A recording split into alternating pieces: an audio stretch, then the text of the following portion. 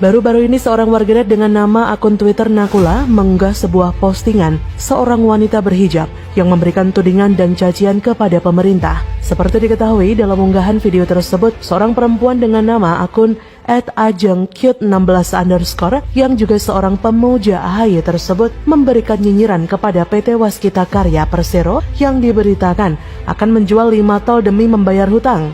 @ajengcute16_ langsung memberikan sindiran bahwa seperti itulah program kebanggaan para cebong yang menurutnya hanya bisa gembar-gembor soal pembangunan infrastruktur dan pembangunan jalan tol.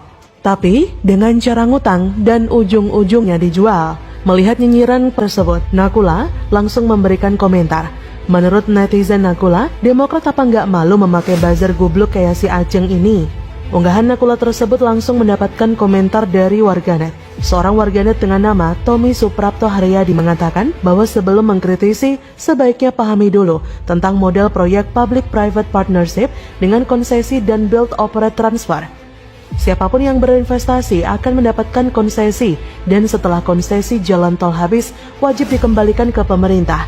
Jadi menurut Tommy, yang dijual konsesinya. Tommy pun melanjutkan, menurutnya narasi yang disampaikan oleh netizen Ajengcute tersebut keliru. Sebagai referensi, ia meminta kepada pemuja AHY tersebut untuk membaca Perpres 38 tahun 2015 tentang kerjasama pemerintah badan usaha dalam penyediaan infrastruktur. Jangan mengumbar narasi sesat atas dasar kebencian dan dapat memalukan dirimu sendiri. Sedangkan menurut akun @jokoin, ibu ini literasinya kurang, sekolahnya hanya sampai pintu gerbang, dolanya kurang jauh, ngopinya kurang kental pasti. Kemudian @pomidor organik juga mengatakan, bego itu lumrah karena kita tak mungkin pintar dalam segala hal. Tapi, kebegoan yang terus-menerus dengan bangga dipertontonkan tanpa rasa malu adalah kelainan jiwa. Kemudian @kbenson mengatakan, buzzer Demokrat tolol-tolol. Melihat kesalahpahaman inilah PT Waskita Karya memberikan tanggapan. Kepala Badan Pengatur Jalan Tol BPJT Kementerian PUPR Danang Parikesit mengungkapkan alasan kenapa PT Waskita Karya lewat anak usahanya PT Waskita Toll Road melepas kepemilikan sahamnya atau divestasi sejumlah ruas jalan tol.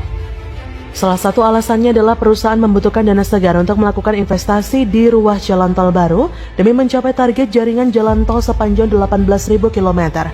Ia menyebut pada tahun ini hingga 2022 mendatang, perusahaan plat merah akan terus melepas kepemilikan ruas jalan tol yang sudah beroperasi atau major. Sayang ia tidak menyebut berapa target nilai divestasi selama 2 tahun tersebut. Lebih lanjut, ia menyebut skema lewat dana abadi atau SWF akan menjadi angin segar lagi bagi BUMN yang berencana melakukan ekspansi di ruas jalan lain.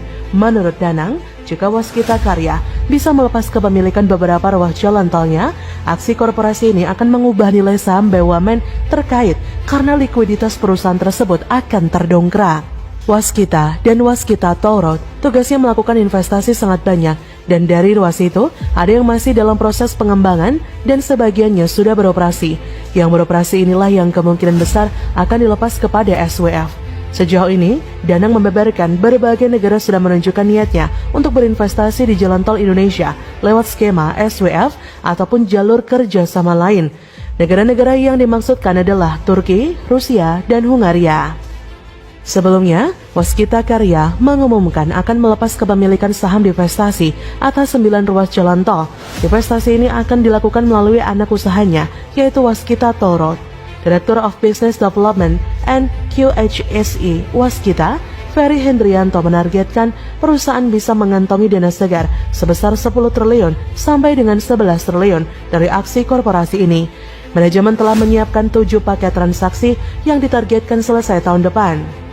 Jadi bagaimana, sudah jelaskan? Yang dijual itu bukan jalan tolnya dodol, namun kepemilikan sahamnya. Bungulnya minta ampun, gak punya otak, lalu dipamerkan pula. Hahaha, gimana negara ini mau maju kalau oposisinya bego-bego begitu? Bagaimana menurut Anda?